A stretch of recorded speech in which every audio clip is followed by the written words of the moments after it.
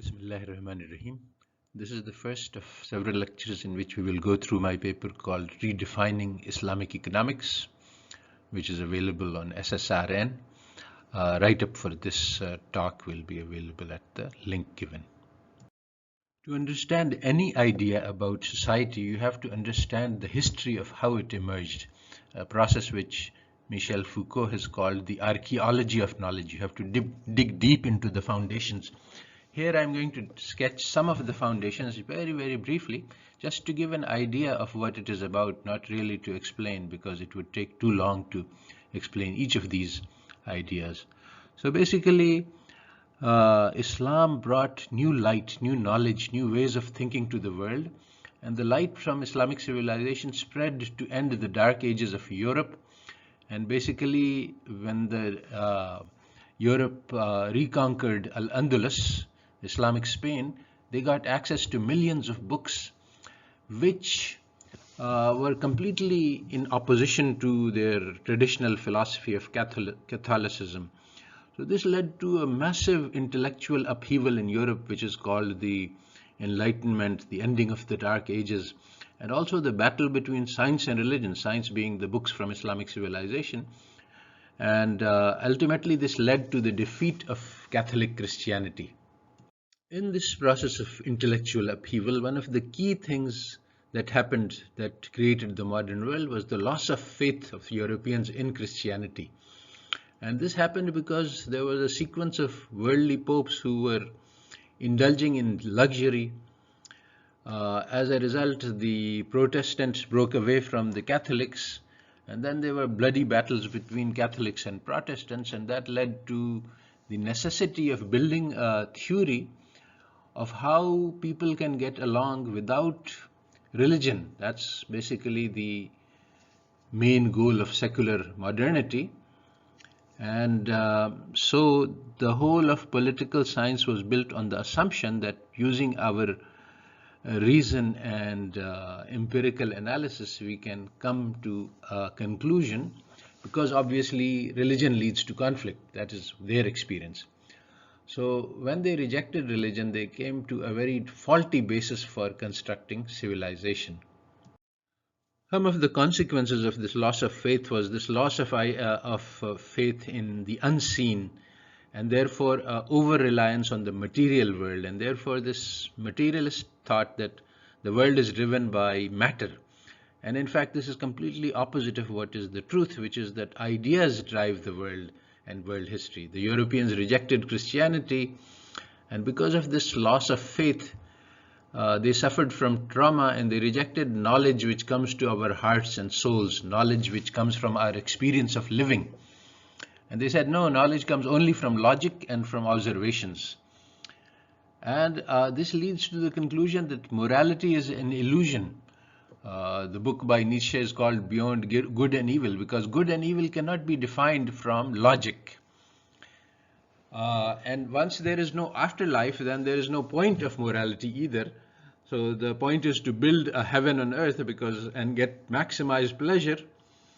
And there should be no restraints, because when you die, everything will be end. So they said that all is fair in love and war, and there are no morals in the pursuit of pleasure and power and profits. So once they said the life is only about pleasure and profits and power, they set out to conquer the world with complete ruthlessness, with no regard for any moral standards. And there was one century in which the European countries were out conquering the world, and they avoided fighting each other, and they concentrated on conquering the globe. Around 1900, about 90% of the globe was conquered, and capitalism, the system of economy of more and more and more, just demands growth, expanding markets. So once there was no more world left to conquer, the Europeans started to fight each other, and that was the consequence was World War I in 1914 and World War II in 1942. And basically, since then, we have been living in a period of continuous wars, because the growth is not possible forever. So what happens is that wars destroy a large amount of products, so then you can start again and keep growing. In the meanwhile, the subject of political economy has been removed from the syllabus, so we do not understand the strong linkage between capitalism and wars. The two world war weakened Europe and allowed the liberation of the Islamic world and the rest of the world. And the ideological basis for the liberation movements in the Islamic world was that we will replace this capitalist system of exploitation by an Islamic system of justice. We must understand that in a materialistic world, economics is the religion of the West. And the accumulation of wealth is the only goal of life for individuals and for societies. The first generation Islamic economics was based on a revolutionary idea that we will replace capitalism and communism by an Islamic economic system. The political revolution succeeded because it was fueled by the energy of Islamic ideals. But even though Islamic world gained political independence, they did not gain thought independence, and there is a very important reason for this which is we do not recognize, and that's the coconut class. The coconut class is brown on the outside but white on the inside. This class was created by the Europeans for governing on their behalf. There was only 1,000 Europeans who were in the civil service, the government of India. The rest of it was run by Indians. And this class was specially prepared, educated, indoctrinated the army and the bureaucrats to govern with the whites, in favor of the whites, and they were indoctrinated to believe in the superiority of the West and Western ideas over their own, and they were taught to hate their own heritage, their culture, their language, their religion. Everything was considered inferior so that they could participate with Europeans in exploiting them. So the political revolution succeeded, but the coconut class came in power, and it made sure that the genuine Islamic revolution could not come. So between World War II and 1976 roughly, the first generation tried to create an Islamic revolution in which a revolutionary Islamic system would be used, but they failed. The coconut class held power very strongly and did not allow any Islamic revolutions to succeed. And as a result, there was a rethinking about Islamic economics. In the second generation, Islamic economics was launched in 1976 on an evolutionary basis, that let's start with what we have, capitalist economics, and modify it to get Islamic economics.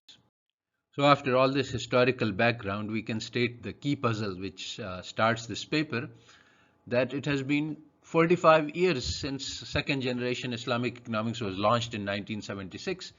But in 45 years, there's no consensus, no definition of what is Islamic economics. There is no textbook.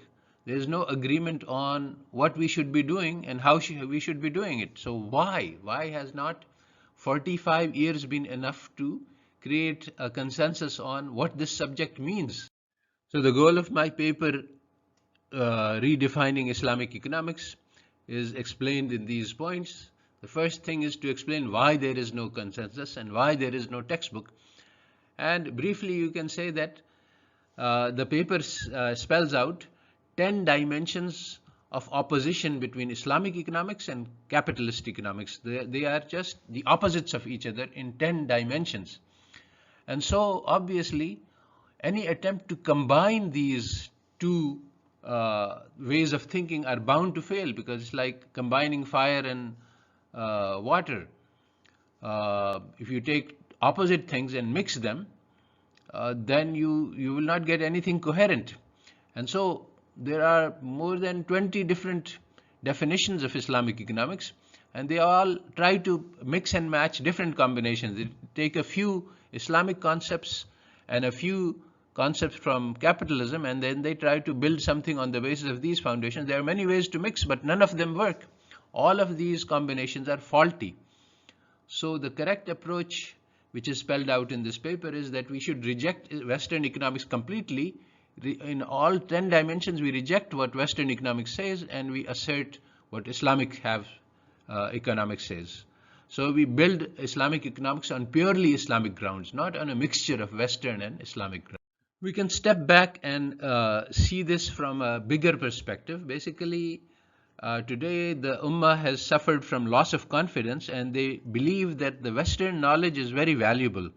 So the key project is to Islamize knowledge, to take this Western knowledge and remove the Western label from it and to adapt it into Islam. This is called Islamization of knowledge. But this is based on a confusion of social science and physical science. Social science is purely the analysis of Western European secular modern societies. It cannot be suitable for an Islamic society. So the whole project of Islamization of knowledge has been a failure, because you cannot take analysis of secular modern societies and make use of it to analyze Islamic society. So there is an alternative, and that is the Ghazali project, based on rejection of the Western philosophy. So we start by saying that Western economics is all wrong because it's all about the materialist pursuit of wealth. On the basis of innamal a'mal bin niyat, if we say that economics is to teach us how to acquire wealth, then we just reject the whole project. And the foundations of economics are greed, scarcity, competition, hedonism, wealth. All of these are denied by Islam. So we build on radically different foundations which Islam provides us, that we should build societies on generosity, cooperation, social responsibility, and instead of accumulation of wealth, the giving away of wealth. Instead of accumulation of wealth in banks, we use awqaf to create trust so that everybody can use excess wealth. So the goal and the outline of the paper is to provide a definition of Islamic economics built purely on Islamic sources and not as a mix of West and East. And then we will show how, if we take a purely Islamic approach, this is diametrically opposed to capitalism on 10 dimensions. And this also explains why the effort to create second generation Islamic economics as a mix of capitalism and Islamic has failed. And it provides a clear alternative to this project based on the Ghazali project instead of the Islamization of knowledge. This last slide provides links to related materials. There is a post on defining Islamic economics which collects a lot of material, so you can use it for links to other presentations of this subject. This series of lectures will be about redefining Islamic economics, and the reference is provided here. This paper has also been translated into Turkish, and so it is available in Turkish translation as well, and the link is provided here.